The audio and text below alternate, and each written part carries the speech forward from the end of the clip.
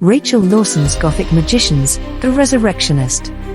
"He's late, he is never late," said Morganite, the nervous prime minister of the man known as the most punctual man in the universe, to his half-brother, the bodyguard of the man. "That's the problem, I think," said the brother Lakelandite.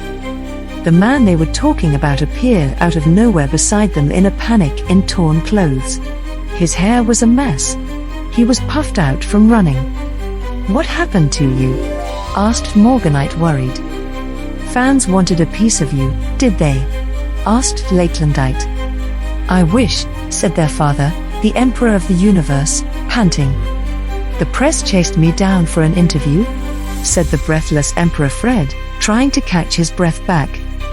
"They must have been desperate for an interview. You look like you survived a riot," said Morganite. "I didn't. They killed me," said Fred, coughing up blood. "Are you all right?" asked Lakelandite. "I am now. I came back to life," said Fred. "It wasn't the press." "Who killed you?" asked Morganite. "The people here, they saw me piled on me and tore me to pieces," said Fred. "Mortimer came to bring me back to life, and they tried to chop his head off. He was in luck. He came armed." Lakelandite tried to imagine Fred's soul, the Reaper Mortimer, fighting off an angry mob with a scythe. Lakelandite grimaced.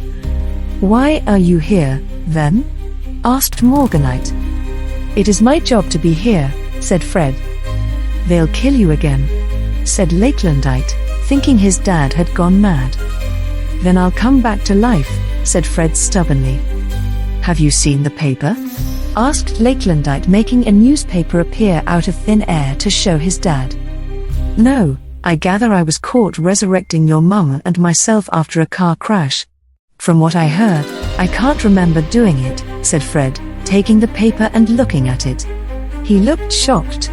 On it were tons of pictures of him, Mortimer, and Anna. The hero shot was Mortimer resurrecting Anna's dead body on a bench that looked like a stone altar. "I don't remember that," said Fred. "The last thing I remember is being handed a beer at a pub. I was there with Anna, she was driving, so I accepted it." "You know you can't handle alcohol," accused Lakelandite. "I thought I could take it. It was light beer," Blake said. Lakelandite frowned at him. "You have got to leave here. There will be a riot," said Morganite. Later that night, Fred gave in to the press. He did an interview with his grandson, who had his own news talk show on TV. "Welcome to the Blake Report tonight. My special guest is my granddad, the stage magician Frederick the Great," said the grandson, Dr. Blake Alexander. "Come on out, Granddad," said Blake, calling to Fred, who walked out from backstage to join Blake on a couch. "Hi, Granddad," said Blake. "Hi, boy," said Fred. "You made an amazing comeback recently, I hear," Blake said. "No more amazing than yours," said Fred to Blake, who also was his time-traveling younger self, who was posing as himself as a younger man who was seen as his grandson. They were both time travelers. They were the same man. Fred was the grandfather by a strange trick of fate and time. Blake had been known as a Grim Reaper and was noted for dying and returning to life like Fred had done. Out of nowhere appeared Lakelandite. "I have to interrupt the Chatty Death show," said Lakelandite, Fred and Blake's son, making a Horrible Histories TV show joke. Chatty Death was a parody talk show on Horrible Histories run by a Grim Reaper who talks about the death of the guest on their show. This did not amuse Fred and Blake. "Go away, boy," hissed Blake. "Go tease a corpse, necromancer." "We are busy," said Fred. The necromancer Lakelandite was a Reaper noted for killing people for his boss, a man called Fate. The police saw him as a serial killer. Lakelandite laughed, unamused. "What, you still here? Do I need fly spray to get rid of this buzzing fly?" asked Blake. "I came to help," said Lakelandite. "Help what? Annoy me?" asked Blake. "No, Mum has been kidnapped," said Lakelandite. "What? Why didn't you tell us before?" said Fred. He was seen as her best friend. Fred and Blake dragged Lakelandite to Blake's dressing room to talk to the director's annoyance. He sent a man with a portable camera to follow them. Blake commanded the cameraman to leave using the voice hypnotism no one could resist. "Where is she?" demanded Blake. "You don't need to use the voice on me, Dad," snapped back Lakelandite shortly. "They want to see Gramps, or they'll kill her," the letter said. "Me why?" asked Fred, Lakelandite's great-grandfather.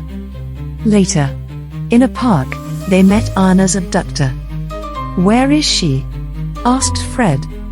"You won't see her unless you do what I say," said the abductor. "What do you want?" asked Fred. "You are to bring someone back to life," said the abductor. "I can't," said Fred. "You brought the Alexander woman back to life. It should be easy," said the abductor. "When did they die?" asked Fred. 20 years ago today," said the abductor. "Can't be done. The body has decomposed too much," said Fred. "Then your grandson's wife dies again," said the abductor. Fred was in shock. "But I can't," said Fred, crying. "She was his wife." "Who do you want me to save?" asked Fred, trying to buy time. "My wife, Carrie," said the abductor. "What killed her?"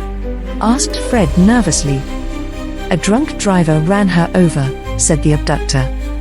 "I don't know what I can do," said Fred. A man appeared out of nowhere, startling the abductor. "I come in peace," said the man who appeared. "Who are you?" asked the abductor. "Here to help," said the man. "How tempers, I can't bring back a dead person who is that old," said Fred. "I know, but I can help," said Tempers. "Do I go back and bring her back, then?" asked Fred. 20 years earlier, as Carrie sat at a bus stop, a drunk driver passed out and accidentally swerved into the bus stop, killing the innocent woman. Fred walked into a portal in time, a point in time moments before the accident. The sudden appearance of Fred surprised the woman. He deflected the car with a spell and glared at the man in the car, who continued sleeping. Fred returned to his time, and the man was gone. Anna was safe. Tempers in the meantime had changed the past too. He convinced his parents not to go out, preventing their accident. So everyone was happy, and Fred and Anna were safe.